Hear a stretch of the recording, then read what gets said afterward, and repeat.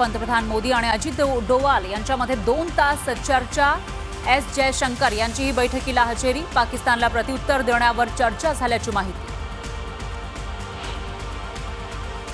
जम्मूच्या अवंतीपुरा, कुपवाडा, पूंछसह अमृतसर, फिरोजपूर, होशियारपूर आणि तरणतारणमध्ये पाकिस्तानचे ड्रोन हल्ले। पाकचे 100 पेक्षा जास्त ड्रोन भारतानं हवेतच केले नष्ट।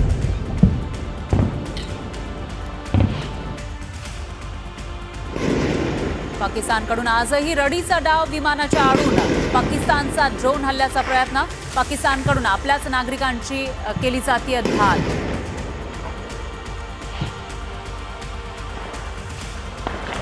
पाकिस्तानकडून पुन्हा हल्ले सुरूच। पठाणकोट आणि अमृतसरमध्ये स्फोट तर जम्मू काश्मीरच्या कुपवाडा, पूंछ आणि तंगधरमध्ये गोळीबार।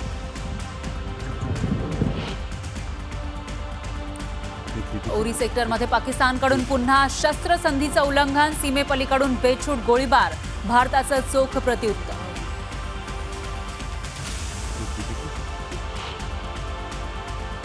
पाकिस्तानचा संरक्षण मंत्री ख्वाजा आसिफची पुन्हा भारताला धमकी। आता युद्धाशिवाय दुसरा कोणताही पर्याय नाही। कंगाल पाकच्या संरक्षण मंत्र्यांची युद्धाची भाषा।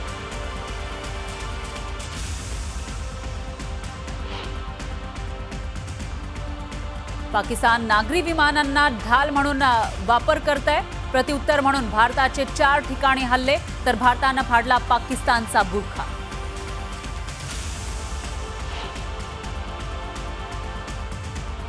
खोट्या बातम्या दाखवून धार्मिक रंग देण्याचा पाकिस्तानचा प्रयत्न। LOC जवळ पाकिस्तानकडून ठराविक धार्मिक स्थळांवर हल्ले। परराष्ट्र सचिवांची माहिती।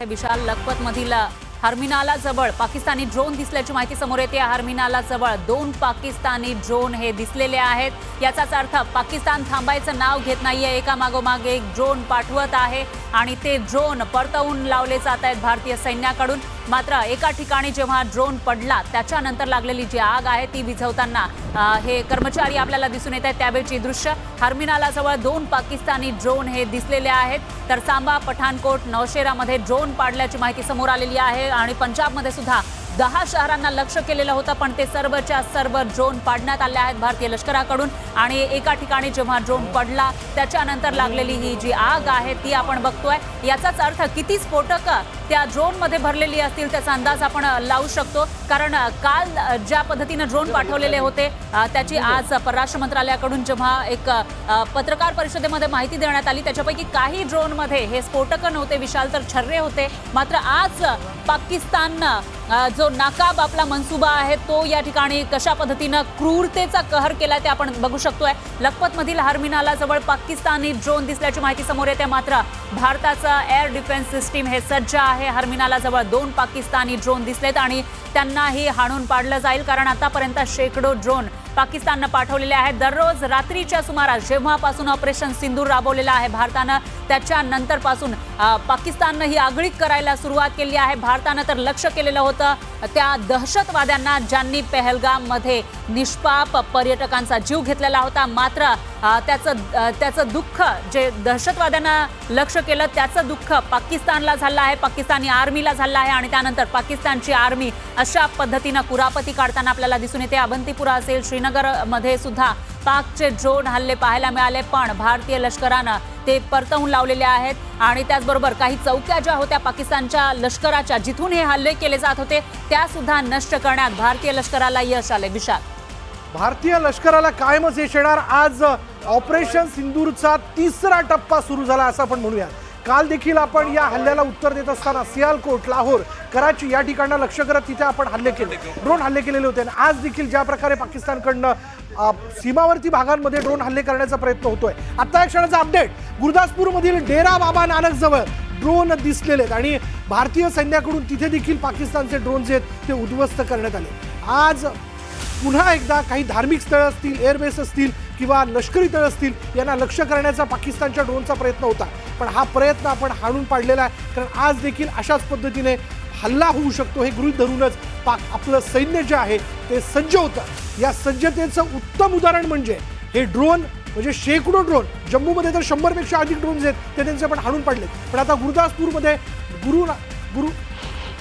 गुरु नानक डेराजवळ त्या ठिकाणी डेरा बाबा नानक जवळ, माफ करा, डेरा बाबा नानक नावाचं तिथे एक स्थान आहे, त्या ठिकाणी ड्रोन दिसले आणि ते ड्रोन देखील आपण हाणून पाडलेले आहेत. त्यामुळे आज या हल्ल्यांना पुन्हा एकदा भारत घरात घुसून उत्तर देणार का हे थोड्याच वेळात आपल्याला कळेल. कारण परराष्ट्र मंत्री एस जयशंकर हे नरेंद्र मोदींच्या भेटीला गेलेले आहेत. त्यामुळे निश्चितच आजच्या या हल्ल्याबद्दल काहीतरी मोठा निर्णय किंवा त्याला उत्तर देण्याच्या बाबतीत, म्हणजे जबाब दो असं जे आपण त्याला म्हणतो, ते उत्तर जे ते दिलं जाऊ शकतं. अगदी बरोबर आहे विशाल. आणि एकूणच असं म्हणता येईल की पाकिस्तानकडून जे धार्मिक स्थळं आहेत त्यांनाही लक्ष केलं जात आहे. आर्मीचे बेस असतील किंवा धार्मिक स्थळांनाही लक्ष केलं जात आहे. शीख धर्माचे संस्थापक गुरु नानक यांचा तो डेरा आहे, बाबा नानक डेरा, आणि त्या ठिकाणी हल्ला करण्याचा प्रयत्न पाकिस्ताननं केलाय. मग करतारपूर सिंग असेल त्या ठिकाणी सुद्धा हल्ला करण्याचा प्रयत्न पाकिस्ताननं केला आहे. मात्र भारतीय सेना सज्ज आहे. भारतानं पाकचे ड्रोन पाडल्याची माहिती सुद्धा आपल्याकडे येते.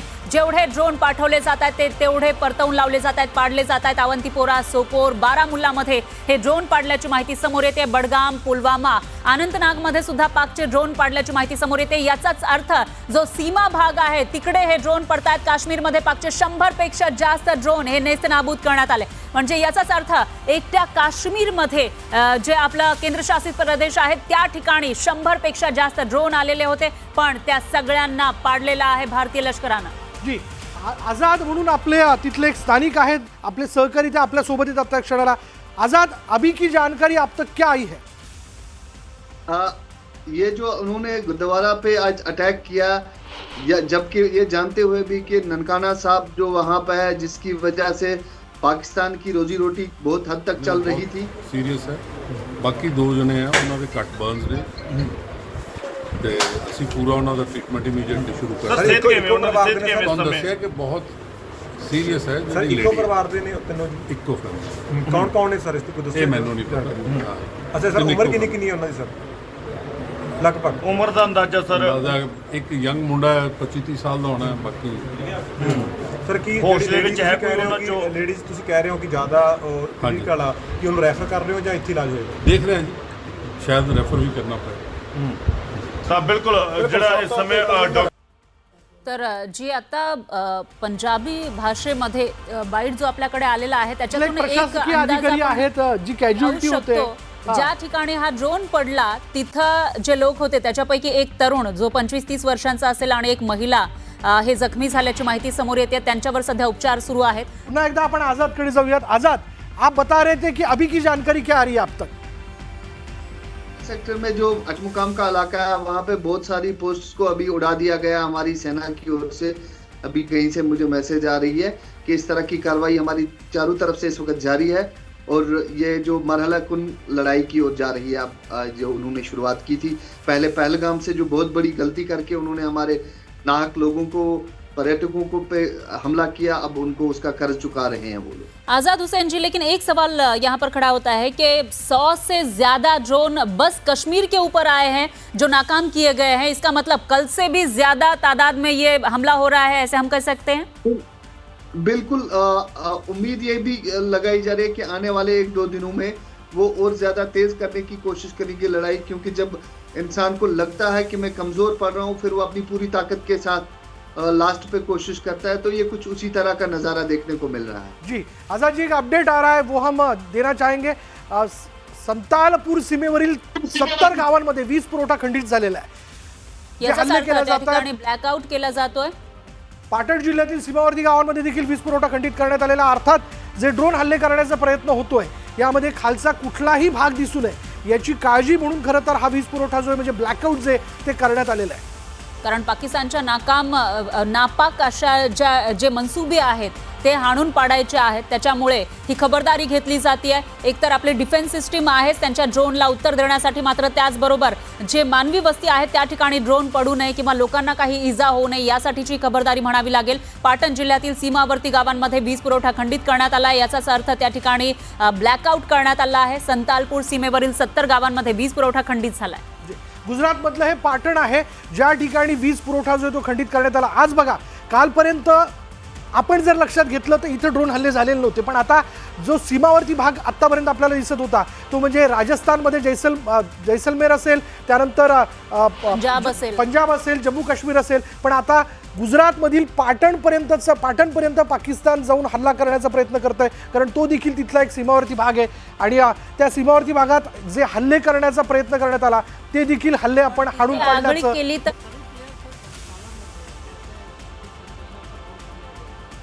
ये सभी प्लेयर जालंधर से उस ट्रेन में बोर्ड करे हैं और ये तीसरी ट्रेन थी। आज 5 ट्रेन में से ये तीसरी ट्रेन थी जिसमें ये आईपीएल के प्लेयर्स और ऑफिशियल्स आ रहे हैं। सर सभी लोग आ चुके हैं, लगभग 2 लोग वहाँ या और भी स्पेशल ट्रेनें चलाने की तैयारी है इसको? देखिए हमारे पास रिक उपलब्ध हैं आवश्यकता अनुसार, जैसी वहाँ लोकल अथॉरिटीज से हम टच में हैं और हमारे जो उच्चाधिकारी हैं वो लगातार स्थिति पर नजर बनाए रखे हैं। तो जैसी आवश्यकता होगी रेक हमारे पास उपलब्ध है और स्पेशल ट्रेन का भी परिचालन किया जाएगा। देखिए इस बारे में पूरी जानकारी मुझे नहीं है, इतना मुझे पता है कि इस ट्रेन में आईपीएल से संबंधित खिलाड़ी और ऑफिशियल्स भी आ रहे हैं। आपल्याकडे आहे त्याच्यामध्ये आयपीएलचे जे खेळाडू सामने होते रद्द करण्यात आलेले आहेत, सामने जे स्थगित करण्यात आले ते सगळे प्लेयर्स आहेत ते सुरक्षित ठिकाणी आता हलवले जात आहेत। तर दिल्लीतल्या सफदरजंग या रेल्वे स्टेशनवरती काही आलेले स्पेशल आहेत ट्रेन आणि ते मुख्य म्हणजे प्लेनने नाही आले तर ट्रेनने त्यांना घेऊन आलेले आहेत, कारण तो जो एरिया आहे सीमा भाग तिथं सगळीकडे एअरस्पेस बंद करण्यात आली आहे भारताकडून, तिकडचे एअरपोर्ट बंद करण्यात आले आहे आणि त्या पार्श्वभूमीवर ट्रेननं या सगळ्यांना सुरक्षितपणे राजधानी दिल्लीमध्ये आणण्यात आलं आहे। तेव्हाची ही दृश्य आपण बघितली आहेत। मात्र त्याच्यामध्येच दुसरी एक गोष्ट म्हणजे गुजरातला सुद्धा लक्ष करण्याचा एक मनसुबा पाकिस्ताननं आखल्याचं दिसून येते आणि त्यासाठी प्रयत्न सुद्धा केलाय। मात्र भारतीय लष्कर सज्ज आहे आणि उत्तर पाकिस्तानला दिलं जात आहे। आता एक मोठं उत्तर देण्यासाठी भारताला चेतावतोय पाकिस्तान असं म्हणावं लागेल। भारताला एक प्रकारे डिवचण्याचा प्रयत्न पाकिस्तानकडून केला जात आहे। मात्र जर एक ही पडेगा लेकिन बहुत बड़ा पडेगा तेव्हा पाकिस्तान हा थाऱ्यावर येईल, तोपर्यंत काही कालपर्यंतचे हल्ले धडा पाकिस्तान घेताना दिसत नाही। कालपर्यंतचे हल्ले जर आपण बघितले तर 3 सीमावर्ती राज्यांपर्यंतच ते मर्यादित होते, पण आता हे हल्ले गुजरातपर्यंत तिथल्या सीमावर्ती भागापर्यंत जाऊन पोहोचलेले आहेत। त्यामुळे आता पाकिस्ताननं जी तिथपर्यंत जाण्याची आगळीक केलेली आहे ज्याचं जोरदार उत्तर परत एकदा भारतीय सैन्याकडनं आजच्या रात्री दिलं जाऊ शकतं। श्रीनगरमध्ये पाक